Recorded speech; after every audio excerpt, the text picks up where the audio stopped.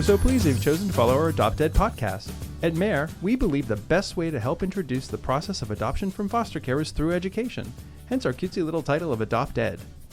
Today's theme is Demystifying Adoption.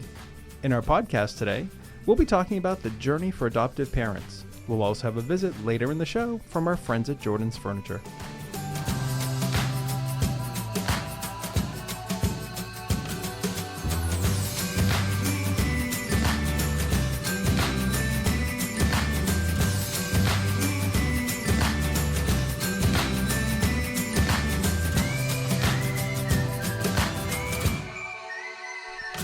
Without further ado, I'm so excited to kick off the show with our opening segment called At the Table. Joining me at the table today is my co-host and Director of Family Support Services for MARE, Diane Tomaz. Welcome, Diane. Thanks, Joe. So, Diane, in past shows, we talked about how folks can learn about adoption and what the process is like, sort of at a high level. We're working our way through this. We're progressively, as time goes on, kind of teaching people what all of this is about. And so I think today we should explore the step-by-step process for a family who chooses to adopt. And then we can talk about a family's level of search engagement, the kind of effort they put in, how they're going to engage in matching with the child. And so, the different ways in which a child can be connected to a family once they're home studied. But I think before we do that, why don't we take a minute and get to know you? In earlier episodes, Mo and I did talk about our experiences as adoptive parents. I introduced you as an adoptive parent at that time and, talked about your role. But you're an adoptive parent. Tell me, what was your journey like? Can you share your story with us? Sure. My spouse and I have two boys, unrelated, but they were both adopted as infants. So our oldest, who is now 12, was just 6 weeks old. Oh, my gosh. And we got the call. Yeah. Just a little baby. He was. And it was very much an emergency placement. So it was about 2 o'clock in the afternoon, and we needed to drive down to the DCF office and pick him up by 5 o'clock. Oh, my gosh. Did you start out by saying you wanted a baby? Yes. We had said we were open to kids 0 to 2. This was our first time parenting. Okay. We wanted that experience. But because we didn't have kids, we also were in a position to be able to take an emergency placement. Sure. Yeah. And we were both teachers at the time. I obviously now work for MARE, but right. I was also a teacher. So we had the summer off. Oh, so it was perfect. Exactly. All the stars were in alignment. We had just come back from our honeymoon. Oh. Mm-hmm. And a new baby. Right. What else do you do? Right. So we went and picked him up, and it was a legal risk situation, but it actually ended up being pretty straightforward. Okay. Birth mom came to one supervised visit and then did not come for any other subsequent meetings after that. And birth dad wasn't in the picture, so things kind of moved ahead and progressed pretty straightforward way. And then with our second guy, he is now 10. He was 13 months old when he moved in. Yep. So still a little guy. We had a little itty bitties. His story was different. He has a congenital heart defect. Mm-hmm. So he had been living with this fantastic foster mom who was really good at taking care of medically involved kids. She had a bit of a nursing background. And she was just really invested. She'd been doing it for over 20 years. That makes sense. I mean, we meet so many of these people as we're out and about, mm-hmm. especially medical professionals, nurses, doctors, people who just have such an investment in these youth, right? Yeah. And so with the congenital heart defect, obviously, it was a perfect pairing. So you met while he was with this family? Yes. While he was living with her, she opened her home and her heart to us. I mean, I tell everyone about her, I think just to counter the negative stories we hear about foster families, because right. she was just such a wonderful person. And I know there are lots of wonderful foster families out there. Oh, my gosh. And she was just such a wealth of knowledge. She knew everything about him because he'd been with her since birth, and he's now 13 months old at this time. And she answered all of our questions. I was going to say, were you scared? Yeah. Right? Because that's heavy. Mm-hmm. Right? Here we are. We're looking for another child. We're willing to open our hearts and our home to another child. And, well, medical needs of, extreme proportions at this point. So, yeah. So she was good about helping you understand what it all meant? She was. And I like to tell people, I think everyone has this assumption that you need to be some sort of special person to take in kids with physical special needs. And that's not true. You know, we were no more informed about the congenital heart defect than anyone else. But we were open to it. We knew that we're fortunate enough to live near Boston Children's Hospital. So he's going to get terrific care. And then we had, as I said, this great foster mom who was just holding our hands through this process, essentially. And then he had his birth dad was still very much involved. He actually at that point had decided he was not able to parent, but he wanted to be a part of our son's life. And so it's worked out really nicely. We have an open adoption agreement. We get together several times a year.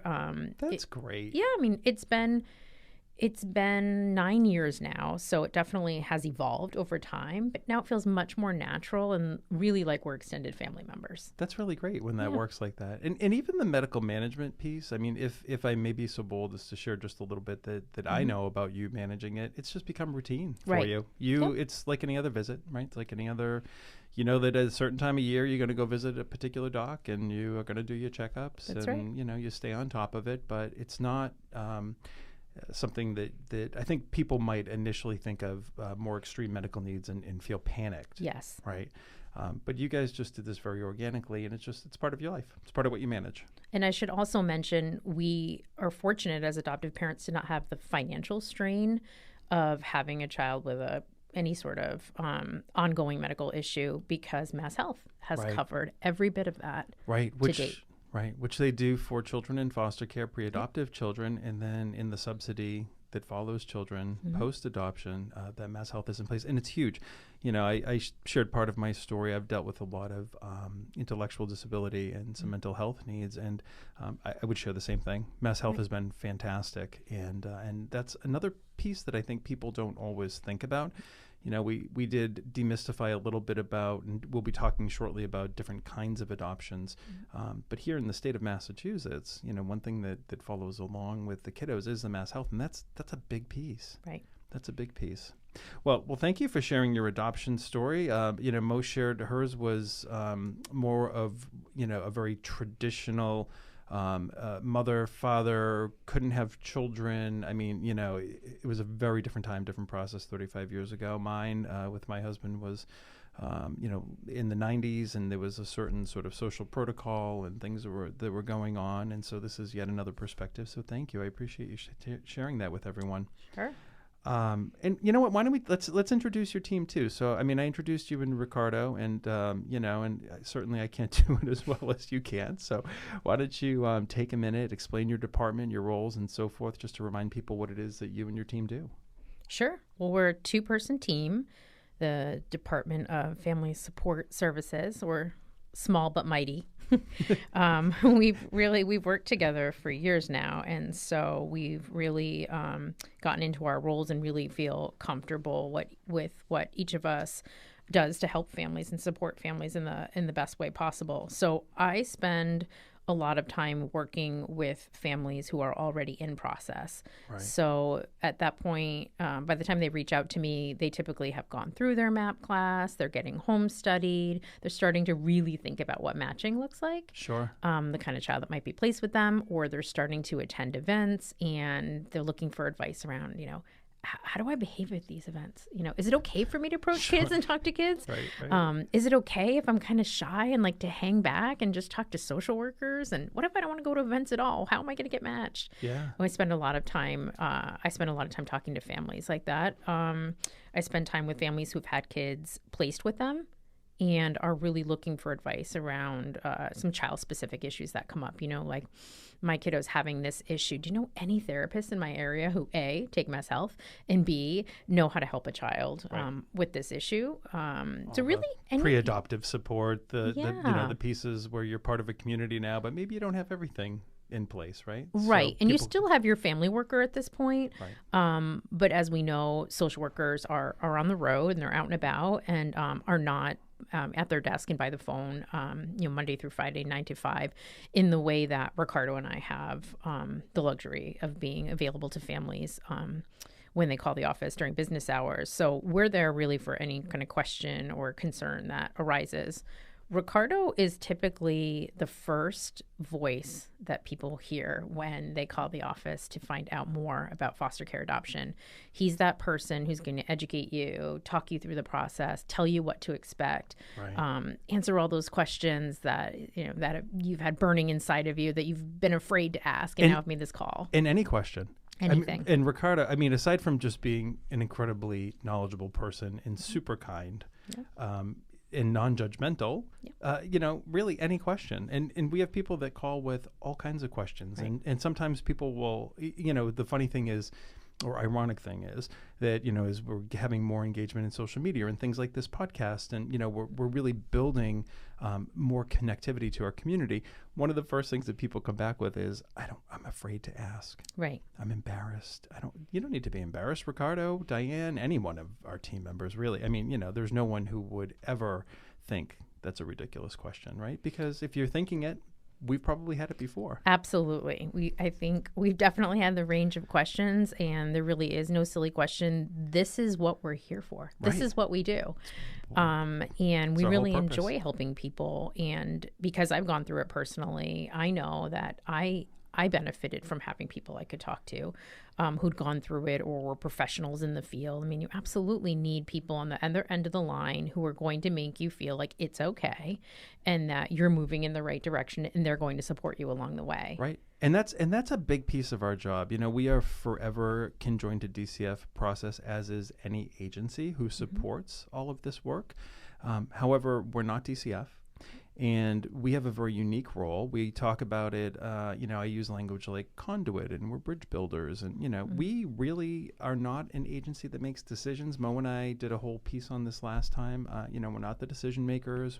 We are just people who help to connect, answer questions, and keep you on the path, and maybe keep you sane sometimes. Right, when you're hitting walls and you've got challenges. I think it's also important to note that Diane also was one of our child service coordinators as well. So she worked on the other side of the house. Mo and I last time, talked about the kinds of roles we have here at MARE, and child service coordinators being one of them. And so you've worked with the social workers and the kiddos. You now work with the families. You're an adoptive parent yourself. Your team works with, Ricardo works very much with the faith-based community as an extension of the work that he does. You and I do a lot of work with LGBTQ parenting and children. So we've got lots of lenses into this work, and you certainly have a pretty global one. So so thank you for sharing more about your team. We always love hearing about the work that you're doing, and I certainly appreciate your story, and I'm sure that our audience can relate to your journey. But let's shift gears a little bit. I want to, as we go through this podcast, teach people more about this whole process. That's really one of the things that we had as a goal. And so today, I'd like to have a bit of a primer for our audience who are just, beginning to think about the process, or who maybe have been away from the process for a long time. I think I'd like to start by talking about the types of adoption. So why don't we talk a little bit about that? So in terms of and you know what, why don't I let you talk about, because of your enculturation to the work, why don't I let you talk about sort of the DCF and the foster care process? Why don't I talk a little bit about the fact that there's a lot of different ways that you can start a family, right? And one of the first decisions you have to make is what best suits your family. I know that when Tom and I started this process back in the 90s, we looked at domestic adoption and international adoption, and then we moved to adoption from foster care. But basically, there's three types of adoption, right? There's foster care, domestic infant, and intercountry, or what is sometimes also called international adoption. And regardless of the type of adoption, Massachusetts requires that all families work with a licensed adoption agency. So as you're beginning this journey, you may find that you're going to go out and look at what's available in your area and what agencies are in your area. And we certainly would encourage you to do that. We'd encourage you to call Diane and her team if you have questions.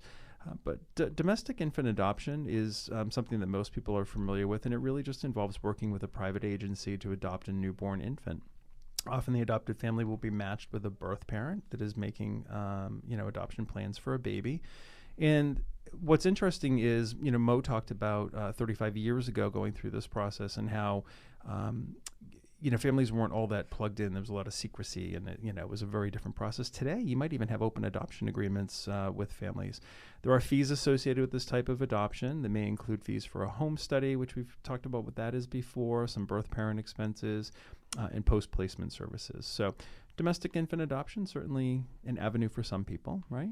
And I would echo what you said, Joe, that open adoption is really the way these days in any type of adoption. Right. You're much more likely to have an open adoption in domestic infant adoption as you are in foster care adoption. So it's something you really have to consider. It's not a way to avoid open adoption by choosing domestic infant adoption. Right. And sometimes that's in people's minds, right? Mm-hmm. That they want some privacy, but we also know the benefits, and we'll talk more about that in another show, why open adoptions are important and what the benefits are. But for sure, domestic infant adoption can include that. Now, inter-country adoption or international adoption, I'm sure you, like I have, Diane, have been following that, and the numbers are way, way down. When Tom and I first started in the 70s, if you look at the stats for intercountry adoption, and you can actually go on to the State Department, and they have a really nice chart that kind of shows what the international adoption rates are, you'll notice that it's gone down. And it's an intentional act on the part of the United States because of how some international adoptions were happening and how children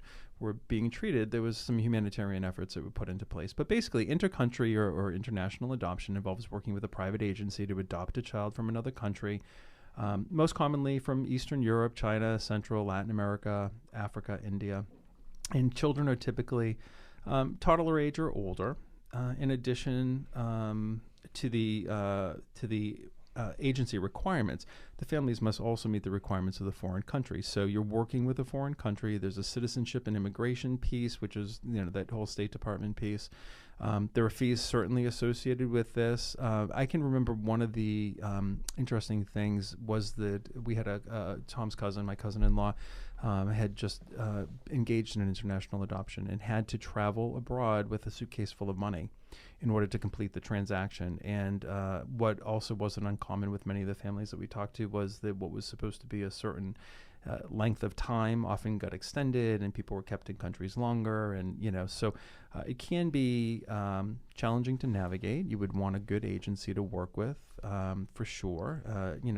So here, the fees associated with this include fees for a home study to the agency in the foreign country, sometimes to some of the state agencies surrounding it in foreign countries. There's also post-placement services, travel expenses, lots of stuff. So still an option, not as many kids. I would add that, every type of adoption has its challenges, and every type has something that's going to be a consideration for all families. But I want to point out that specifically for LGBTQ individuals, that intercountry adoption has been especially difficult. There are some countries that altogether don't allow it, right. And there are other countries that allow individuals but not partnered people, LGBTQ people, to adopt. So that's a huge consideration. Even in domestic, one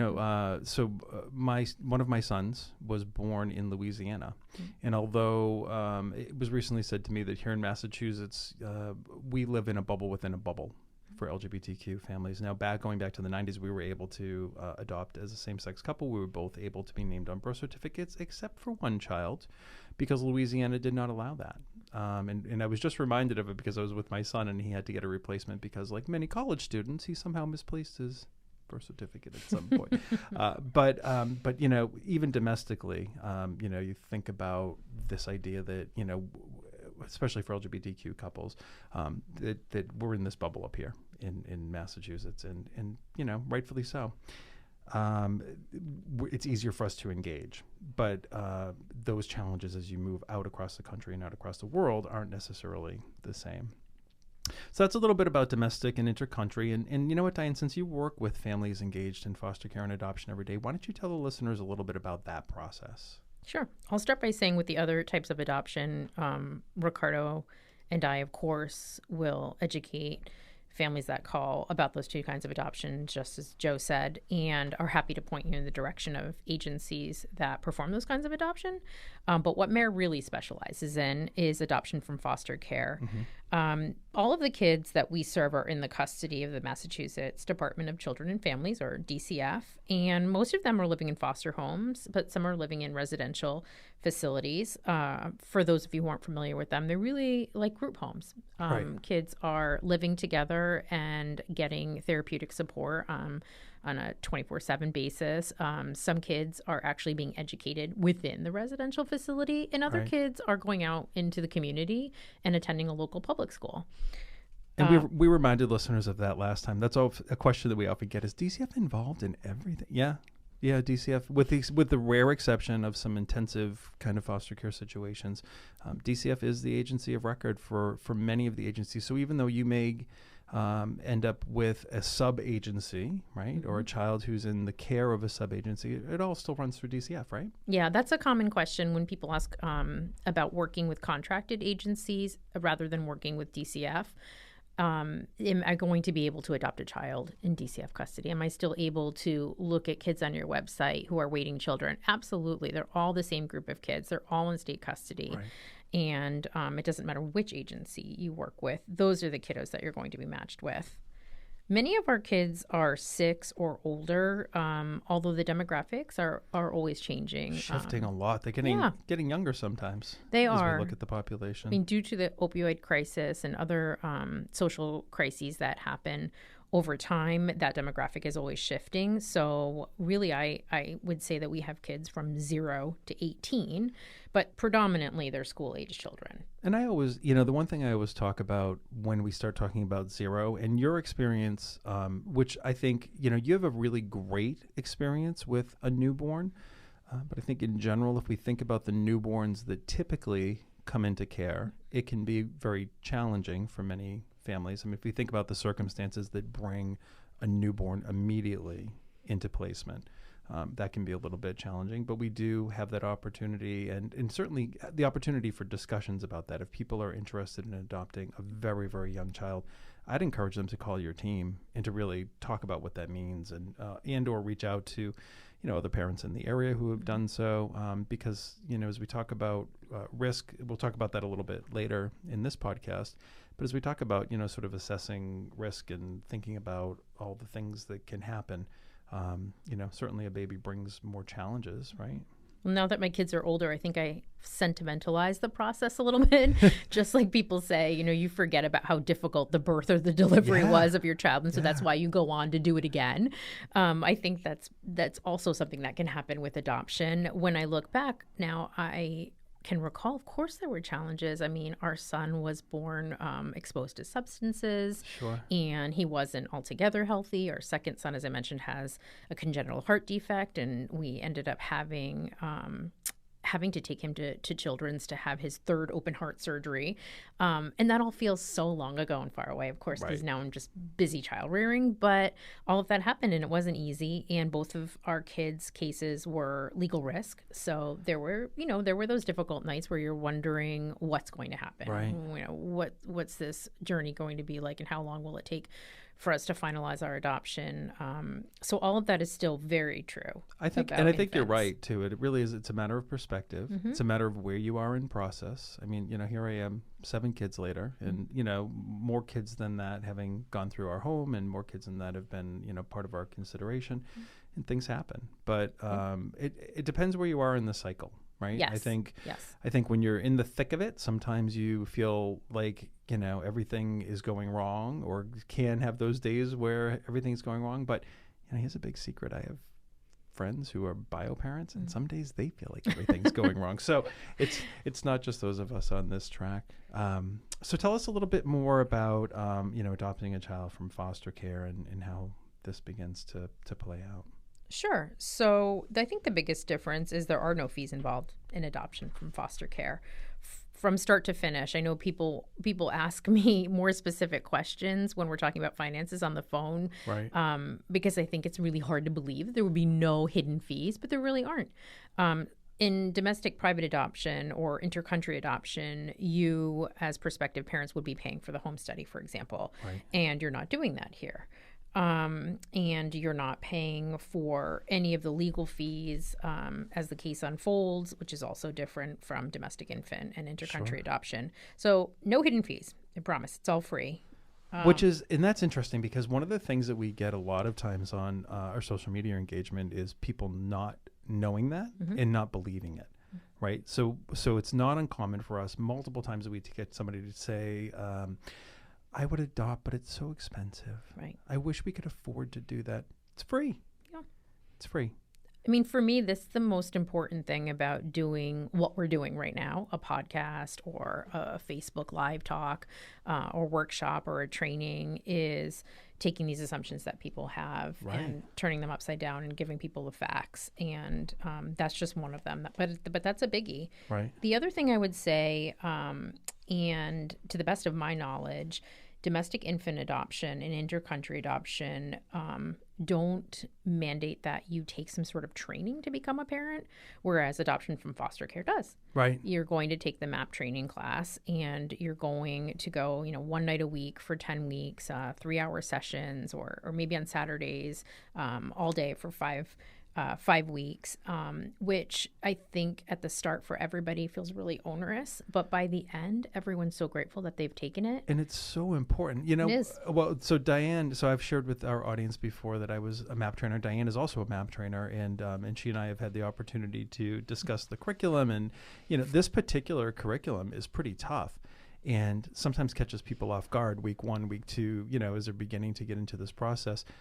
But at the end, I've had people saying, why doesn't everybody do this? Why aren't we doing this in the schools? How come, would we even be in this position if we educated people better? It's a nice primer, right? Yes, even if you've already parented and you have a lot of parenting experience, this is a different set of issues that we're talking about. Yep. Of course, our kids will be typical kids in lots of ways, but they've also had history and experiences that your birth children likely have not. Right.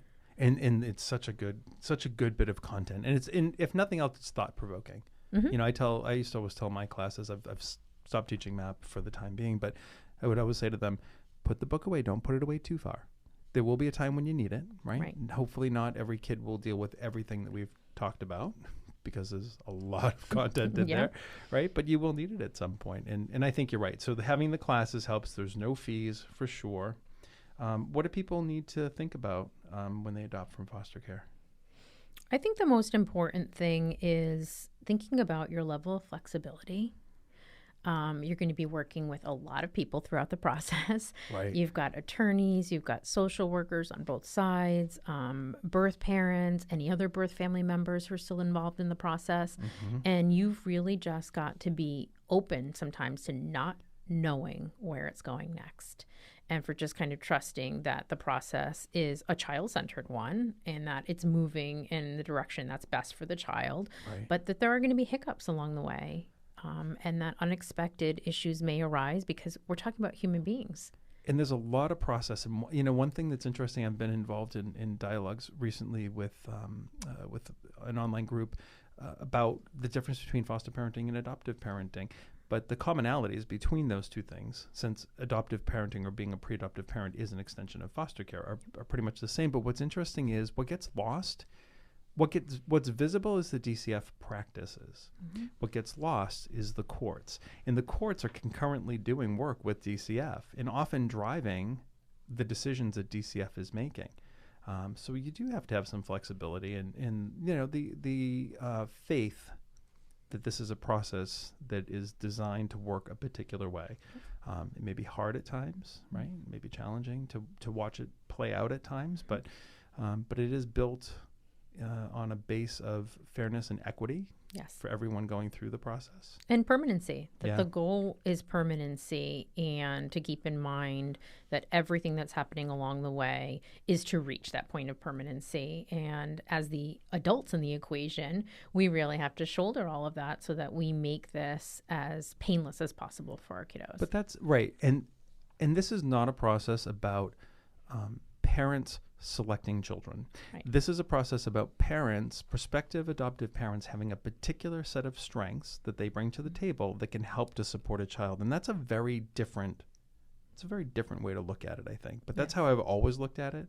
Does that make sense? Absolutely. To think about it that way? Which means thinking about your own reaction to challenges. Can you have a sense of humor? Right. You know, can you remain stable even in unpredictable situations? Because those are the things that are most important in being successful and having an adoption that works for everybody. Right. Right. And being the adult.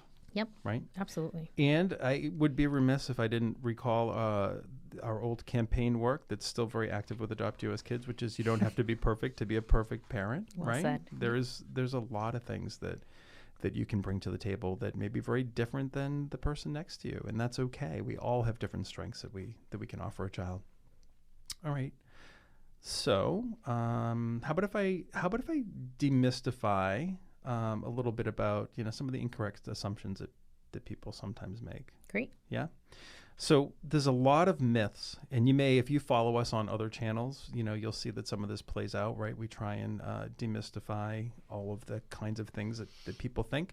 So there's a lot of myths about who is eligible to adopt from foster care, but you can be an adult of any age as long as you're 18 years old. There's no upper age limit to adopt, right? So there are some specifics, with regard to age, and sometimes you see 18, sometimes you see 21. We tend to go with, what's on the DCF website. But really, you have to be an adult, right? So you have to be beyond the age of legal consent. You can be single, married, partnered, straight, gay, lesbian, bisexual, or transgender. Don't mind me, I'm tripping over my tongue. And that's important, in the work that we do, Diane, and I know the work that I do statewide, and you and I have so much overlapping work here at MARE. The national dialogue, especially for LGBTQIA families, is such that if we start thinking about what's going on in the Carolinas and what's going on in Michigan and, all of these new bills, here in Massachusetts, that's not really an issue. We're fortunate. And I would say I'm also thankful specifically to bisexual and transgender parents who've come through the process, who've really led the way. Right. I know that social workers are doing a lot of education behind the scenes, and we as a staff are always trying to be the most educated that we can be in serving families. But I'm really grateful to those folks for coming through the process and being treated just like everyone else, being treated equally as they deserve to be, but really paving the way for other folks. So I really invite folks to call and speak to us if you have any wariness or even fears around not being considered as a prospective adoptive parent because of your gender identity or sexual orientation. Yeah, and we do a really good job. One of the things that I always talk about, it's rarely with Diane in the room, so I'll tell everyone that she's going to blush in about 2 seconds. But one of the things that we do so well is really to engage with and support a wide variety of peoples from a wide variety of backgrounds. I mean, no matter what it is that you're connected to, I think we are so diverse in the way that we think. But specifically, as you talk about LGBTQ families, I can remember, going. This is, again, my story goes back to the 90s. My first 2 boys came from MARE. I was at the Worcester Ecotarium, which used to be the Worcester Science Center, back when they had a display that said, "Someday microwaves may cook your food." It was a little outdated, but the fact of the matter is we were treated well then, and I think we treat families well now. And the one thing that I think that you would blush on is the fact that you've got such a finger on the pulse of the LGBTQ community and are able to connect in a way that's very meaningful in terms of needs assessments and making sure that the strengths that people bring to the table, regardless of what those strengths are, right, are greatly matched. And I would say also, our single parents too. That's another area that we hit where oftentimes single people feel like, am I in the running, to be a parent? Yes. And I would say those two groups of people, single folks and LGBTQ folks, they have been parenting long enough that we have documented studies and data showing how wonderfully their kids turn out. So this is not just my personal opinion. Sure, data backs it up. Not the world according to Diane. Right. No, but it's true. And so we are very engaged, and people may have different perceptions that they hold, but I would encourage folks to give us a call, whether you're single, married, partnered, straight, gay, lesbian, bisexual, or transgender. We are more than happy to talk to you about your unique circumstance. So other myths, right? You can just be starting your family from scratch, or you may have other kids in the home. What's interesting is I always say that, what's interesting is with people living longer, oftentimes when people become empty nesters now, it's not like they're just going into retirement and sailing off into the sunset. I know a lot of people who have sent kids off to college who have started all over again and brought kids into their home, as well as young couples or people who may have been on the infertility treatment path. And, so anywhere in your pursuit, you could just be starting or have other kids. You can be a homeowner or a renter. Sometimes people will say, do I have to own a home? No. You just have to have stable housing. There are requirements for the amount of room that you have to have for a child, right? But really, you can be a homeowner or a renter. Income. So aside from the freebie that we talked about earlier, income is another one of those things. Do I have to have a certain income level? Am I going to be judged on my income level? Speaking to our piece of the process, you can be of any income level. You just have to have stable enough income that you can support a family, right? And bearing in mind, there's no cost to adopt from foster care. So, and sometimes there are financial and medical subsidies that may be available. You and I talked about the mass health piece. But sometimes with older kiddos, there may be some subsidies to help families out, or kiddos with more extreme needs, right? Right. I said a little bit about Ricardo's work with religion earlier, but really, you can have religion or no religion. You can be of any race, ethnicity, religion, have no religion. Identity is important as a matching criteria. We talked about strength-based matching. So, it's important to let your workers know how you identify, but those are all strengths, right? Those are all ways in which we can help to match kids. Right. When it comes to older kids, they have their own say. If they've been practicing a religion and feel really strongly about it, then they would be matched with a family who feels okay with supporting a child in whichever religion they want to practice. But with younger children who haven't had that experience, being raised by you and whatever your faith and religion is just very similar to a birth family. Right. It's enculturating them into your family and your traditions. Yeah, for sure. So you can be an adult, even with a medical or mental health condition or a disability. That often comes up if I have a particular medical condition or a mental health condition or a disability. Disabilities and medical conditions are not reasons for automatically disqualifying people. There'll certainly be something that we would think about as we're matching. But again, there's strengths. One of the things I always talk about in our when I was teaching MAP class a lot was a thing that we talk about is substance abuse, right, as one of those topics. And I say to the classes all the time, let's take the idea of alcoholism. Some alcoholics go on to have very little connectivity with people who have alcohol and substance abuse because that's what they're required. That's what they need to stay on the path of sobriety. Others go on to lead groups and to be mentors to people. So when you're thinking about kids and you're thinking about, oh my gosh, if I was an alcoholic and I'm sober, could I consider a child who maybe has a substance abuse problem? Depends how you react, right? But even those kinds of things can be strengths. People who've come out the other side of adversity, right, sometimes present strengths. So sometimes it's medical or mental health conditions or other disabilities that may be great strengths to match with a kid.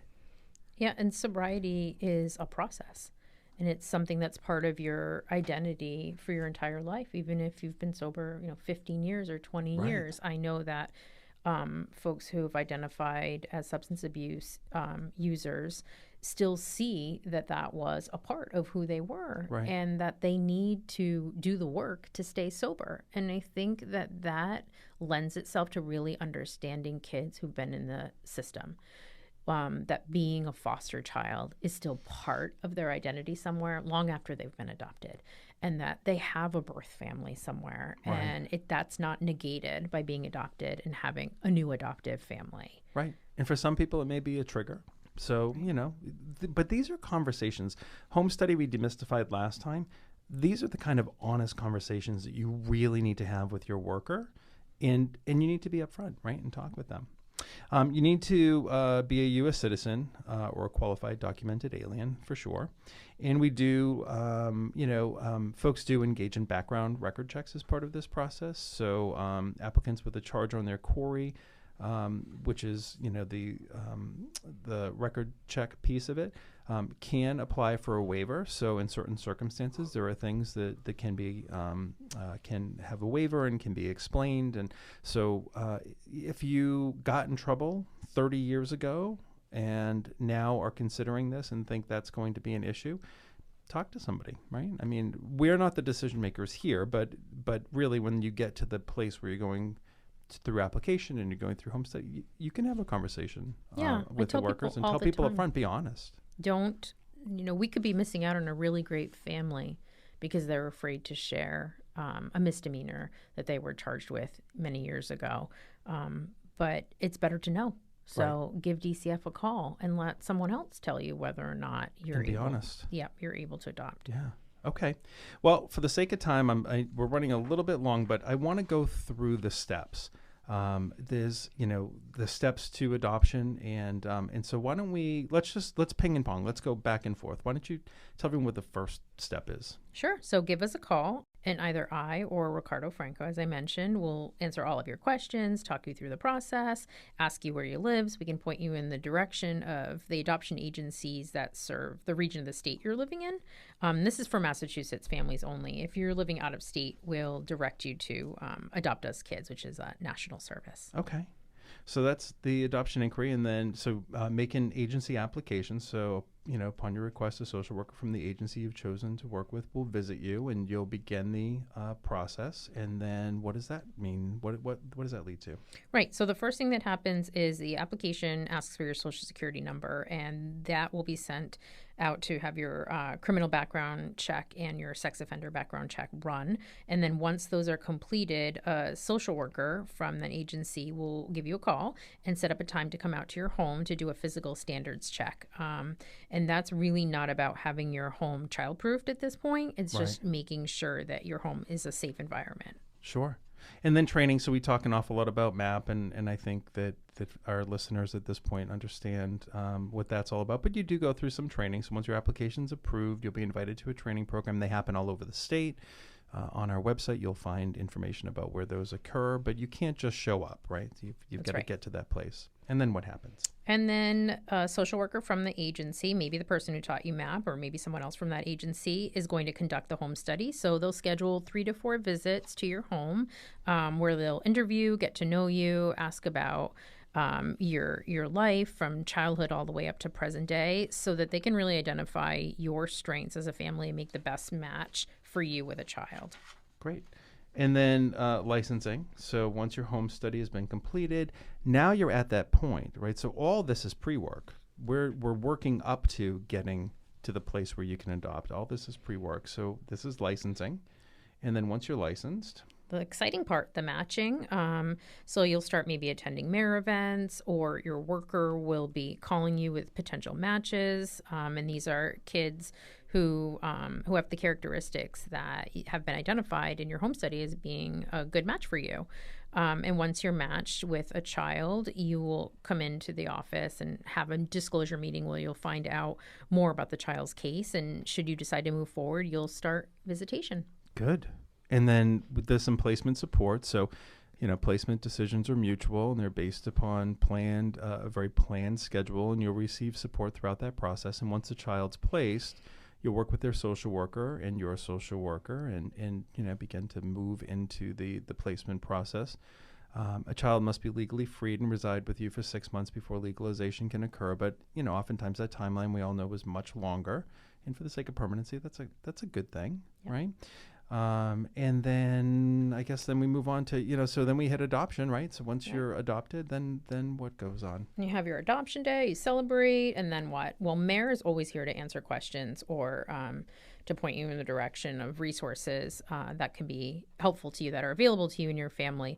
But also the Department of Children and Families has a contract with Adoption Journeys, which is another organization that provides services to you post-adoption, like respite, like workshops, like family get-togethers. What else am I missing? They offer a lot.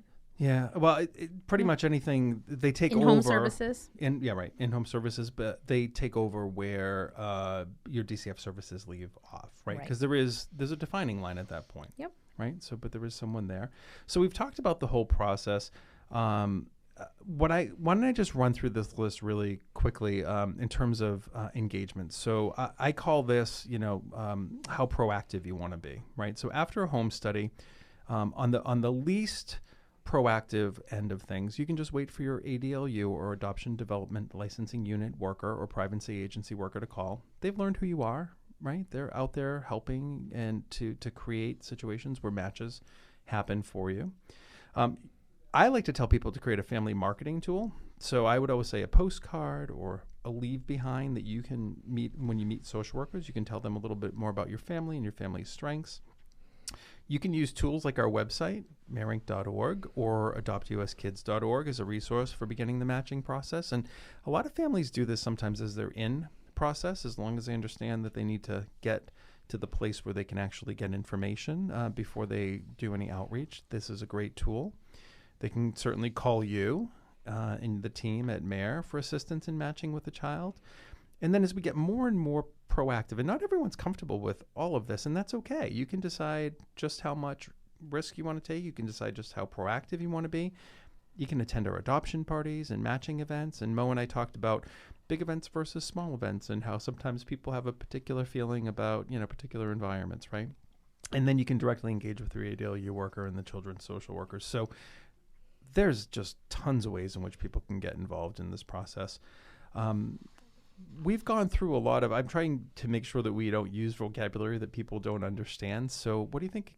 Why don't we just review a couple of bits of vocab from this segment? Particularly acronyms, Acronyms are tough, confuse right? acronyms. So we used CORI, C-O-R-I, and SORI, S-O-R-I, and those are the background checks. So it's criminal offender background check and a sex offender background check.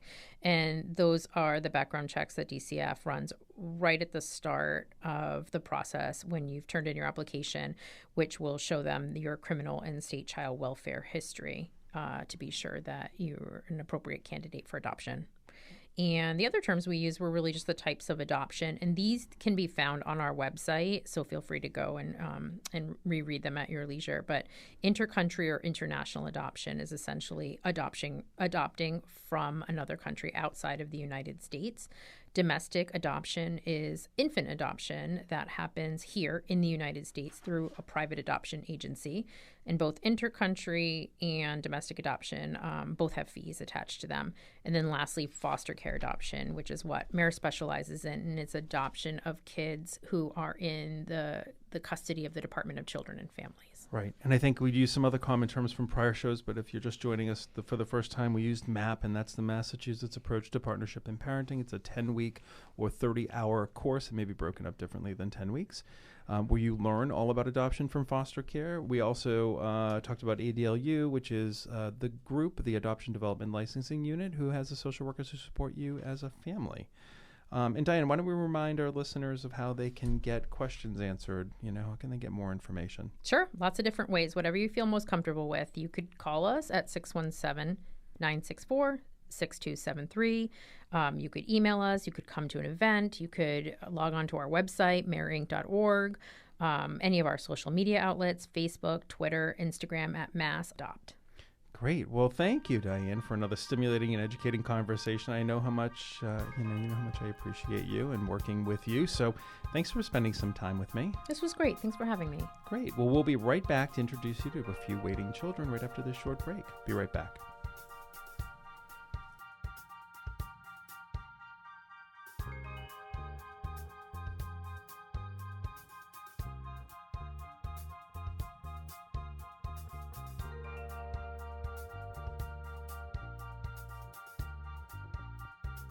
And now it's time to introduce you to some of our waiting children. Today we're going to learn about Jaden and Carissa. This is probably a good time to remind our listeners that they can find information about either of the children at our website, marink.org, by clicking on the Meet the Children tab and then selecting Waiting Children. You can either search by the child's registration number, which you'll learn about in just a moment, or you can view waiting children or create your own custom search. So Diane, tell me more about the featured waiting children. Sure. First up, we have Jaden. Like most 8-year-olds, he's energetic and playful. You'll have to check out his photo. He's got a great smile. And the people who know him best describe him as incredibly bright, sociable, kind, and affectionate. He likes physical play. He likes others to engage in a game of toss or tag with him. He loves wrestling, playing He's it, an interactive and watching little it. guy. He's like a hands-on parent. Right. He loves going to school. That's good, That's right? a win-win. That's a huge challenge. So, And good. his teachers describe him as a role model student who is doing well. That's always you were a former teacher. Right. That's a nice compliment for any kid, right? Yeah, I mean, he sounds like the kind of kiddo you'll get positive phone calls home about, or Right, a nice right. note home about. Who doesn't want that? So what kind of family would be right for Jaden? He'd benefit from a family where he's the only child, or a family that can just give him a lot of frequent individualized attention. So if he's not the only child, I'm guessing maybe some older kids who have their own busy social lives. Who are maybe a little more independent, Yep. right? Who wouldn't mind you spending a little time with Jaden, That's right. right? That's really what that means. That's right, because as we said, he loves active play, and so he really needs a parent who's going to be able to give that to him. Right. Good news is he's legally free for adoption, and his social worker is open to considering Massachusetts foster families in addition to just pre-adoptive families. That's great. That's great. And then we have Carissa.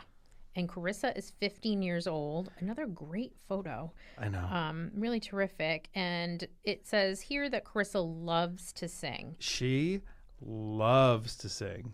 Does she have a video? You know what? She is I think we're in the process of putting together a video, but she is a singer for sure. It sounds like she'd love to make a video. Right? She's bilingual. So she's African-American and Caucasian, but she actually speaks English and Spanish. She's funny, she's sociable, she's playful, she's lovable. In addition to the singing you mentioned, Joe, she likes telling jokes. Oh, we can get her on film telling jokes. I think it's, why not? Dancing, painting, drawing, and it sounds like in her downtime she likes to watch TV. She's also learning to play different instruments. She can play the violin and piano already beautifully. And I think, but with being outgoing, doesn't it make you, so, Chris is a little bit older, right? But resiliency. We think about the resiliency of children, and we always say, children are resilient, but then we balance it with, the trauma or abuse and neglect sometimes. Here's a kid who's a little bit older. She loves to sing. She wants to tell jokes, right? This is somebody who's engaged. And she has passions. I think that's really important. That keeps anybody going. Right. And she's got quite a few passions. She likes gym, but she doesn't love history. So, well, good for her for knowing what she likes and doesn't like. When she grows up, she'd like to be a social worker and help others. We hear that quite a bit, which is a good sign. It means she's had some good experiences with social workers, so much so that she'd like to be one. She's proud of herself for reaching her goals. So it sounds like she's got some confidence. She relates her experiences in life to climbing a mountain and not stopping until she reaches the stars. Oh, I know, it sounds poetic. I love it. Chris is also legally freed for adoption. And when asked about what she wants in an adoptive family, she's expressed that she'd like to have her own bedroom. That's reasonable. She is 15. To be able to go for walks in the community, to spend time with friends, to go shopping and work out at the gym. Those are some pretty good goals. Those are some pretty mature goals. I think that's great. Sounds like normal teen stuff. She'd like a potential family to know that when meeting someone new, it's going to take some time for her to open up. Right. And that she has great relationships already with her visiting resources and would like to stay connected to them. So she needs a family who's going to respect those relationships and keep them going for her. Well, that's good. And she does have a video online, so you can also check out that. Oh, and good. and for both of these kids and for all of our kids really, if you have any questions, please don't hesitate to give us a call. And you know what, Diane, I want to remind them of what that process is like. How easy is it to find out more about a kid? Visit us at mareinc.org, call us at 617-964-6273, or attend a Mayor event. We have them listed on mareinc.org. Perfect. Well, thanks for joining me, Diane. This has been a very educational segment, and of course, working with you is always fun. And I'll look forward to, we're going to be co-hosting again next month. So we're going to take a little break, and we'll be back with special guests from Jordan's Furniture.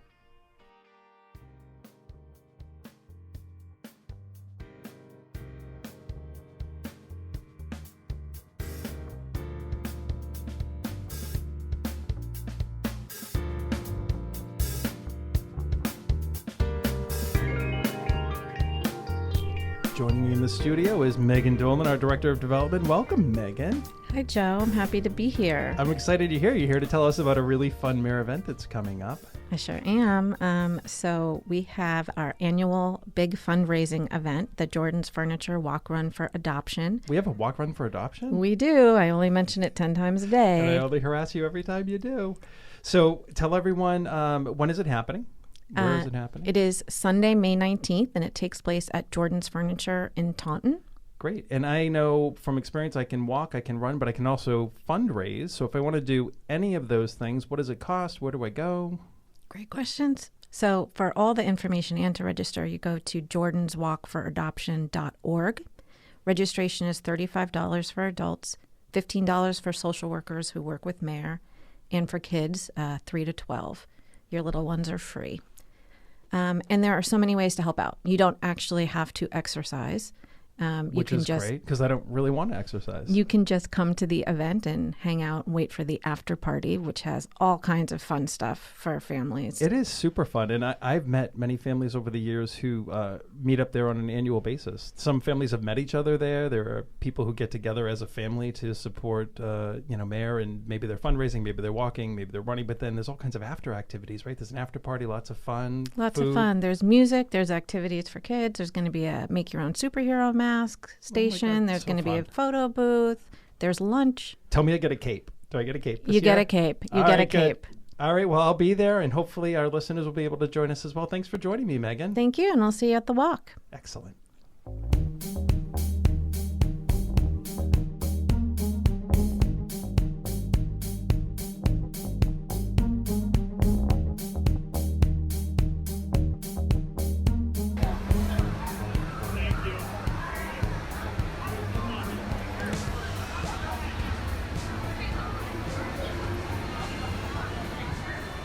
Welcome back to AdoptED. This is our Adopt Talk segment where we get to meet community members who are involved in the foster care and adoption process.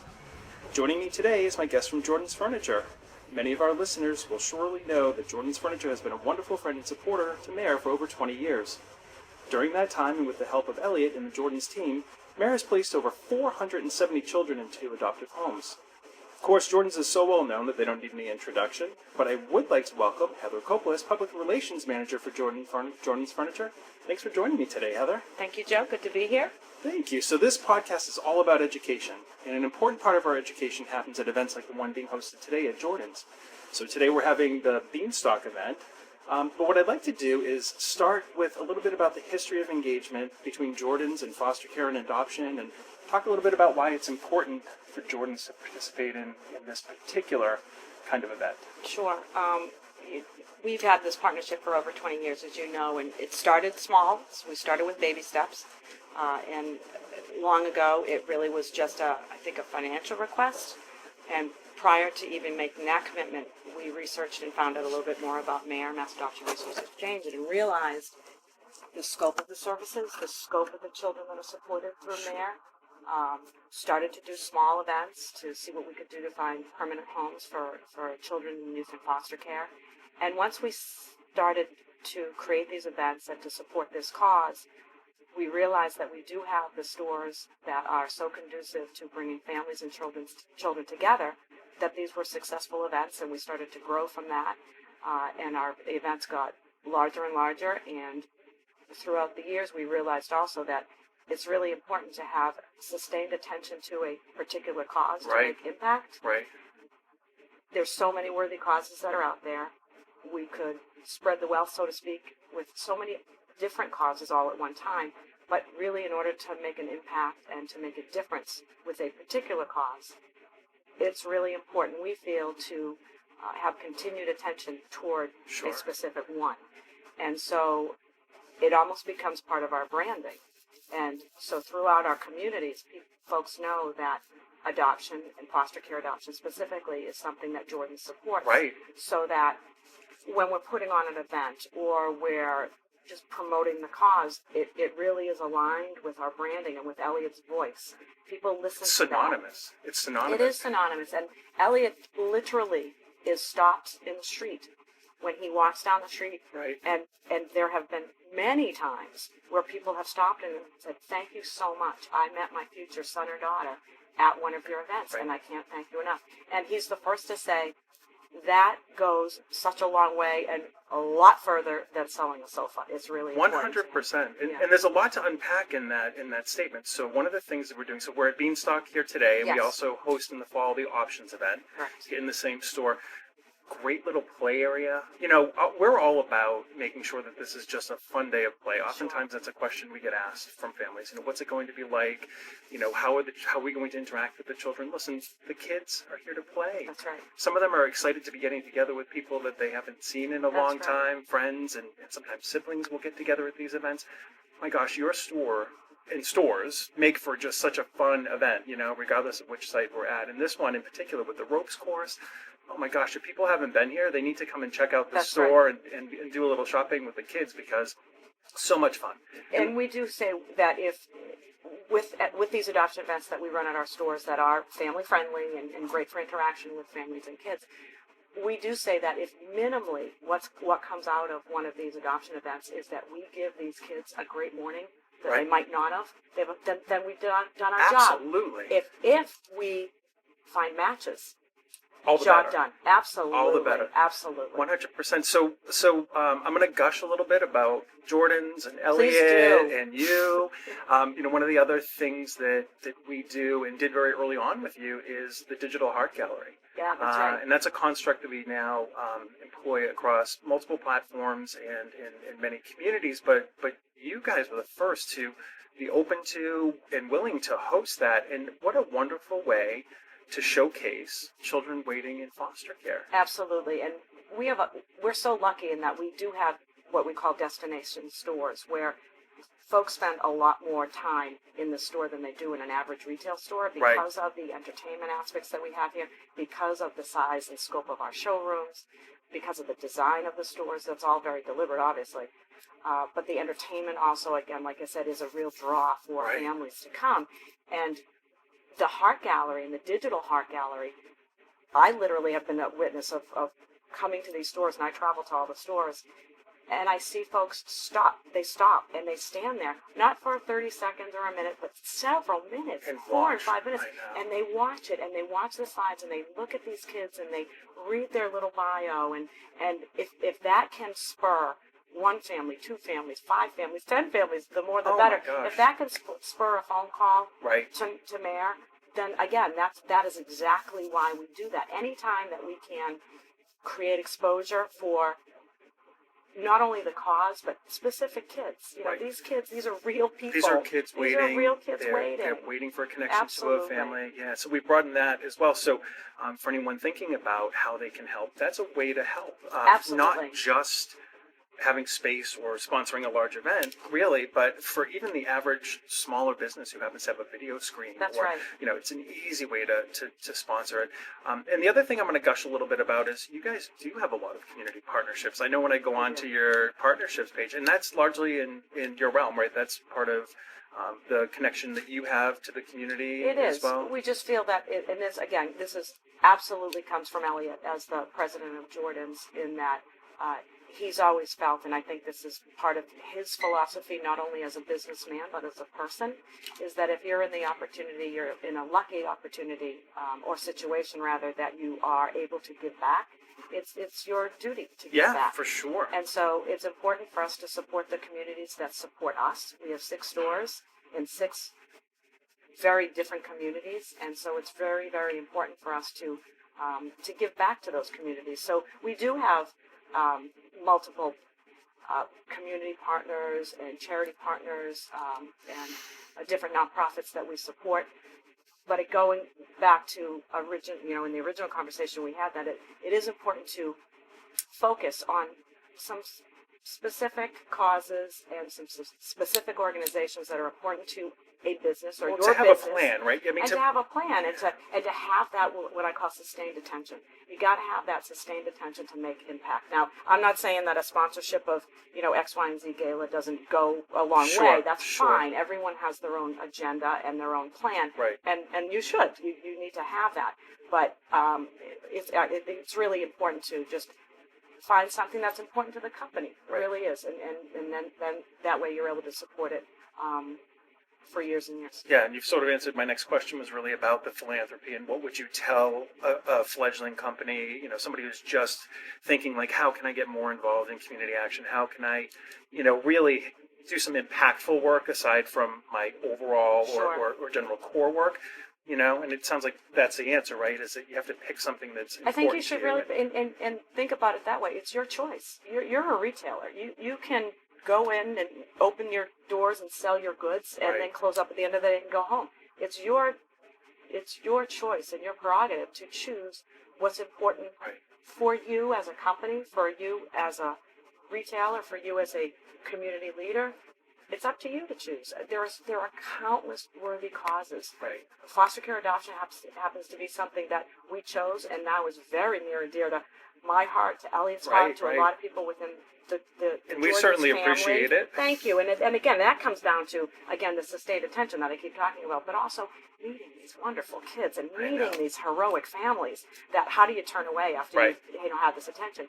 But, any advice that I could give to some of these companies, small, large, whatever, in regards to community outreach is figure out what works for your company. Figure out what really touches your company. Right.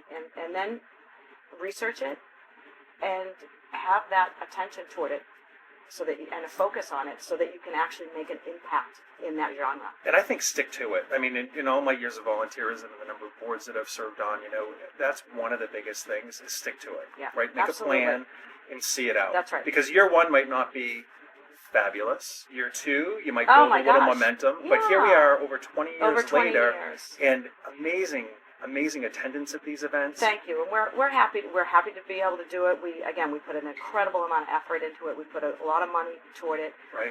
And the other advice I think I could give too is start with baby steps. You don't have to change the world in a day. Start with baby steps and see what works for this charity partnership or whoever you choose to partner with. Right. Start with some small plans, and see how that goes. And you never know; things might meld and they might not. And there's no. It's not like you're signing a contract for 5 years that says I need to get X, Y, and Z done. Sure. Start with the small stuff and see how that works and roll from there. And in our case, again, the Digital Heart Gallery, my fantastic digital communication specialist Jeremy, who wonderful. works with you, who's actually the producer on this podcast, can send it out. It can be emailed. I mean, our exchange is so super easy. So for anybody that has that kind of equipment, if they're looking for that entry, into this world, that's an easy partnership to start with. Absolutely. I feel that's so impactful too. The Heart Gallery, like I said, I see so many people stopping and looking at it and reading it. Mayor and Jeremy make it so easy and user-friendly in regards to keeping it updated and current, because that's important too. I have to tell you, if I'm being fully honest with you, please do. I shop your stores a lot. I like that. Thank you. Sometimes you're here and sometimes you're not. And I have met families and have handed out business cards and made connections with families because families do shop. They do look. It's just, and it's just nice. A silent thing going on in the background. It's just a nice endorsement of something. It's a nice endorsement, and because of this cause, because of foster care adoption, let's call it what it is. It's intimidating. It's a huge decision. It's a lot of information. It's a lot to take in. That's why even events like we're here this morning, I clap my hands and commend every single family that walks in this door on an early Sunday morning, and whether you talk to one person, you talk to 5 people, or you talk to nobody, and you just observe.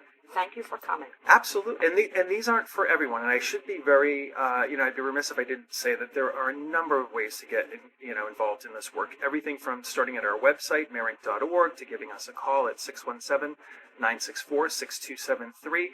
Stop by an event. We have some events that are open to the public, some events that are only open to people who are in process of adopting.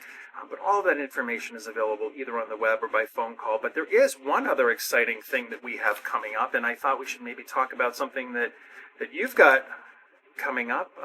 We have a walk. Oh, yes. The annual. This is the 10th anniversary, by the way. I know. So 10th anniversary. We're very happy about this. This is in our Taunton facility, Taunton, Massachusetts facility.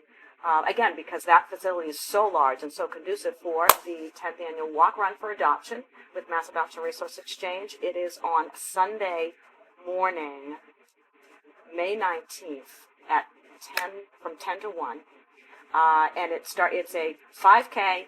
You can be a runner, you can be a walker, you can be a stroller, you can be a You can be an observer. You could be an observer. You can raise money You can remotely raise and not money. even. That's you can right. be a virtual participant. We'd like you to attend, though. We do want you to attend. We'd love to see your smiling face. However, if you can't, if your schedule doesn't allow for it, you can still help raise money for it. You can still help by going to jordanswalkforadoption.org, or you could attend again, Taunton, Massachusetts, May 19th, 10 a.m. And it's a 5K, family-friendly walk or run, followed by a very, very funny fun and funny post party that has lunch, and we've got entertainment. And oh my gosh! We've got all kinds of interaction and activities for kids and families. Can I just tell you, we have families that have been coming to this. They use this as their annual meeting. Families that met each other at the walk, or they meet up at the walk. Yes. This has now become a destination. I've also seen photos from our walk run used for future, like holiday cards and family, portraits and things like that. I think it's great. And know what's great about that event also is because it's a fundraiser, obviously, but it's also a celebration of foster care adoption. 100%. And we see, and I take a walk on the walk route that morning too, and it's so nice to observe and listen to the conversations going on with foster families. These are adoptive families from foster care who've never met each other, and just comparing stories and comparing, their experience. Great. Kids playing together who've never met and walking. It's a big kumbaya group hug thing. I love it. It's wonderful. It's a great thing. So we'd love for folks to come again for May 19th, Taunton, Mass. Yep. Walk Run for Adoption. jordanswalkforadoption.org. Absolutely. To register and or send money, either way. Great. Well, this has been wonderful, and I appreciate all of your time. And so folks want more information about Jordan's Furniture. It's social media at Jordan's Furniture. Correct. And the web is at jordans.com. Yes. Right? So jordans.com. And you can find out all about our partnership with Mayor there and all of our community outreach at jordans.com. Well, great. Well, I know that today is a busy day for you, so thanks for taking the time to speak with me and our audience about all the wonderful work that you do in supporting children in foster care. For more information about Mayor, our waiting children, or simply to get more info about how you can get involved supporting waiting children, please visit us at mayerinc.org or call us at 617-964-6273. This is Joe Sandagato wishing you a wonderful day, and thanks for listening. Until next time.